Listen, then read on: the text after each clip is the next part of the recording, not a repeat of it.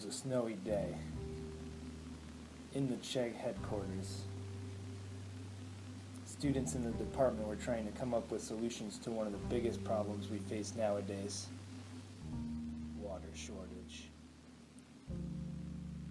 For many decades, people around the world have thought of water as a never-ending resource. With the world being 70% water, how could there be a lack of it? Nevertheless, by 2025, an estimated 1.8 billion people will live in areas plagued by water scarcity, with 2/3 of the world living in water-stressed regions as a result of use, growth, and climate change.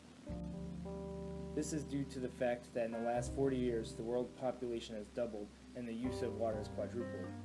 85% of the world population lives in the driest half of the planet.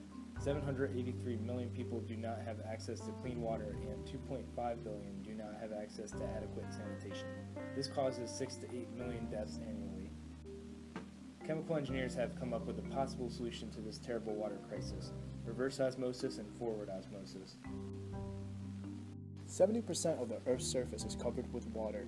Nevertheless, 97% of that is salt water. Desalination is a process that removes minerals from salt water. One of the types of desalination is osmotic desalination. Through this process, a semi-permeable membrane is used to obtain fresh potable water from salt water. Further, there is two types of osmotic desalination: reverse osmosis and forward osmosis. Reverse osmosis. During reverse osmosis, a pressure is applied to the feed solution, forcing water to cross the membrane as it catches salt molecules. The pressure applied to the salt water allows water to pass through the membrane into a permeate stream. The salt that does not permeate leaves the stream as the retentate. As seen, water flux expresses the rate at which water permeates the membrane. Forward osmosis. During forward osmosis, the feed solution naturally flows across the membrane into the draw solution. The driving force behind this separation process is a difference in osmotic pressure. In an attempt to decrease the osmotic pressure, water will flow from the area of greater osmotic pressure through the membrane. Safety tips. Prior to experimentation, please make sure that you wear the appropriate equipment, such as laboratory coats, gloves, and goggles. Operating procedures for reverse osmosis.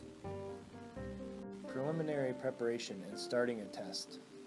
Create a 5 mole solution of sodium chloride. This will be used as a stock solution for experiments. Calibrate the conductivity probe using solutions of known concentrations. Make sure that both metal bands are in solution to get an accurate reading. Ensure that the water level in the chiller is between the operating lines. Turn on the chiller and set it to a temperature between 19.3 and 19.8 degrees Celsius. Wet each of the cells with distilled water. Obtain the proper membrane from the chemical refrigerator. It may need to be cut in order to properly fit in the cell. Place the membrane in the cell, shiny side facing down, ensuring that the entire cell is covered by the membrane. Place the top half of the cells on the membranes. Place the washer and nuts and tighten the cell. Add 9 liters of distilled water to the feed tank and 1 liter of salt solution to the feed tank, giving the feed tank a known concentration. With the bypass valve in the flow position, turn on the pump and set the frequency to 15. When data is not being collected, place permeate tubes in a waste beaker. Set the pressure to less than 350 psi and the flow rate to less than 2 liters per minute using the needle valves. To collect data, place permeate tubes in the graduated cylinders.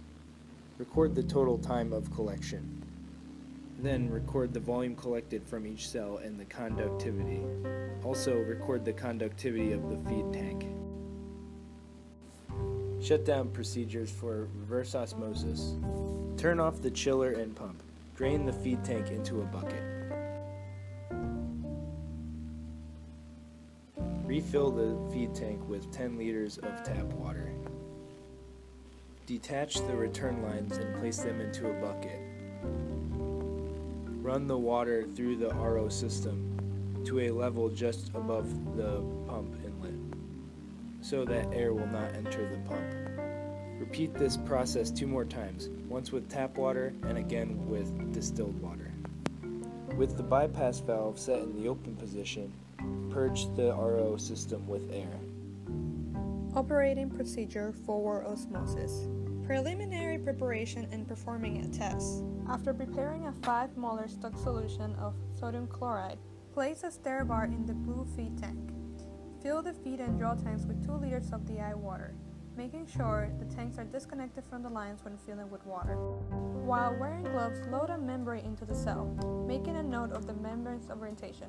Make sure the membrane fully covers the inner O-ring but does not touch the outer O-ring. Place the top half of the cell on top of the membrane. In the meantime, start the data acquisition software. Place the washers and nuts on the designated holes. Tighten the cell with a wrench or a ratchet. Turn on the pumps and set the flow to approximately 1 liter per minute. Allow the membrane to equilibrate until the minute-to-minute change in draw solution mass is less than 0.05 grams per minute. Once the system has equilibrated, prepare different concentrations of solution from the 5 molar sodium chloride stock solution. Add this new solution to the draw tank to start the test. Record feed solution conductivity, temperature, and appropriate flow rates. Allow the system to reach equilibrium. This will take approximately 20 to 30 minutes.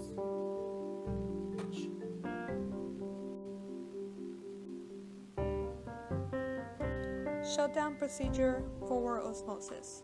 In order to shut down the forward osmosis system, the first step is to shut down the Excel workbook. Once you've done that, drain each tank in the sink and refill each with about 2 liters of tap water. Reconnect all fittings and run the pumps for approximately 5 minutes to flush the system. Flush each tank twice with tap water, then once with 2 liters of DI water. Results and discussion. The water flux was plotted against the applied pressure. As seen in the general equation for water flux, the slope of this trend line is the hydraulic permeability constant A.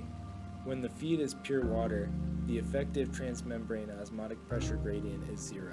The salt flux is plotted against the effective concentration gradient. The slope of the trend line is the solute permeability constant. 3 different pressures, 4.5, 6, and 7.5 psi, was used to graphically solve for the conductivity and mass flow rate of water. The mass flow rate was determined by using the data collected and taking the difference between the salt applications. The time required for steady state was recorded in the modulus is the mass flow rate. The mass flow rate was divided by the density of the water in the membrane area, which will give the flux. The salt flux was determined by using the same method used in reverse osmosis. Conclusion. From our experimental results, we can see that as the pressure increases, so does the water flux through the semi-permeable membranes. These values were very similar for both membranes NF270 and NF90. In addition, the salt flux was slightly higher for the membrane NF90 with increasing effective concentration. As seen for NF270 membrane, there is a negative 5% difference, while for the NF90 membrane there is a 26% difference. This difference can be explained through human error encountered during the operation. From our experimental results, we can see that a pressure of 4.5 psi had a hydraulic permeability of 0.62 lmh and a solid permeability of 0.0031 meters per second. A pressure of 6 psi decreased by approximately half of the hydraulic conductivity, 0.35 lmh. However, the solid permeability changed slightly. At a pressure of 7.5 psi, was slightly higher than 6.0 psi with a hydraulic conductivity of 0.67 lmh and a solid permeability of 0.0035 meters per second.